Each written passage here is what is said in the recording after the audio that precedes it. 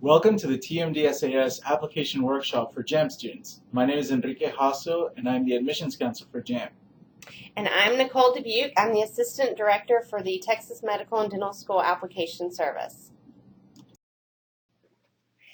When completing the application, the best thing you can do for yourself is to educate yourself with the process before you begin. You previously received the TMDSAS application handbook. You'll want to have that on hand when you fill out the application, as it's going to answer most of your questions. You also want to obtain copies of your transcripts to help you fill out the college coursework section correctly. We also recommend that you have dates and hours of all your employment and activities for filling out those sections. Be sure and start early. Also, you want to be thorough when filling out the application. Do not rush through the application. There's a fine line between submitting early and taking your time and filling out a quality product. Be sure and proofread your application thoroughly before you submit. Have a friend proofread it. Once you submit your application, you won't be able to update the majority of sections, so you really want to make sure that the information you have entered is accurate and correct. Also, you can use the resources on our website to answer questions throughout the application process. We have a frequently asked questions section, as well as the application instructions and section overview. You do not need to create a new TMDSAS account to begin your TMDSAS application. Your JAMP ID will serve as your TMDSAS account. In order to access the TMDSAS application, please log in with the email and password that you created with JAMP.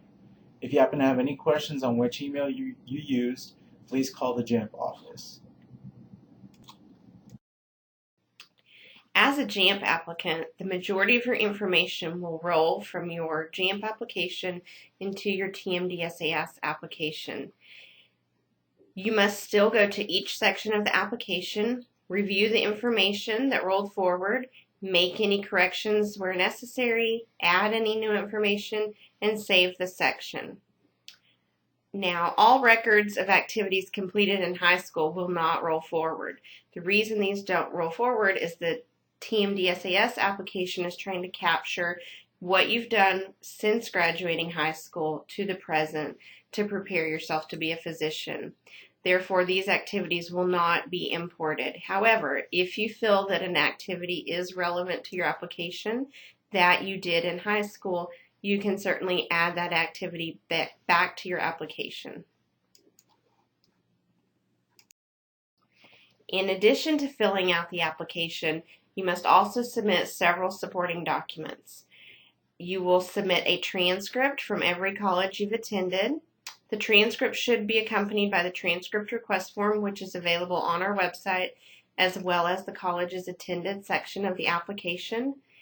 Your home institution transcript will be sent to TMDSAS by your JFD.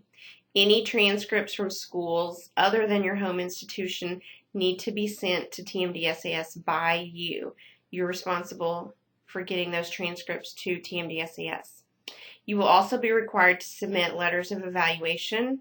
Enrique will cover that in the next slide. You also need to release your MCAT scores to TMDSAS. To release your scores, visit the MCAT testing history site at the link displayed on the page. TMDSAS is listed as the 6th option under Other Services. You may submit your letters of evaluation as part of a Health Professions Committee packet, or HPAC, or as individual letters. If you are submitting a Health Professions Committee packet, you'll need to determine if your JAMP faculty director's letter will be included in the HPAC. If it will, you may submit your committee packet, and you have the option of submitting an extra letter. If your JFD's letter is not included in the HPAC, then you'll have to submit your committee packet and your JFD letter separately, and you still have the option of submitting an extra letter. If you're submitting your letters individually, and your JFD is also your pre-med advisor, then you can go ahead and submit your JFD/pre-med advisor's letter, a professor letter, and you have the option of submitting an extra letter.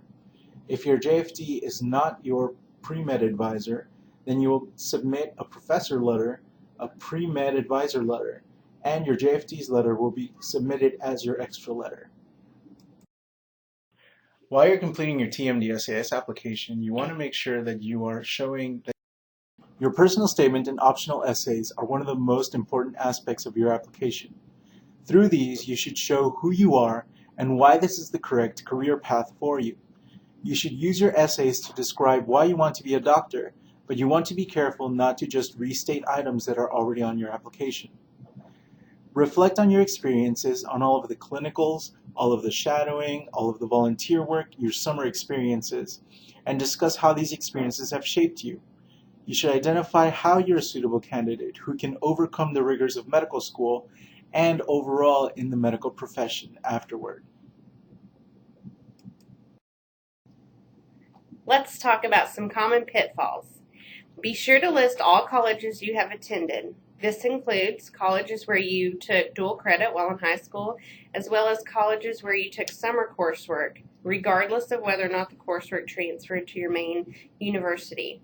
Failure to list all colleges and universities may be considered a violation of your application certification statement, which could be grounds for dismissal. It's important that you be sure to list all your future and planned coursework. You will be taking coursework in summer, fall 2014, as well as spring 2015. Therefore, you'll need to list those terms in the terms attended section, as well as the planned coursework in the college coursework section.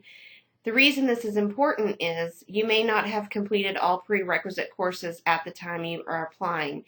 The schools can't assume that you will meet those requirements by the time you enroll in medical school. So it's important that you list those planned courses so that they can see that you do have a plan to complete those before you will matriculate into their class.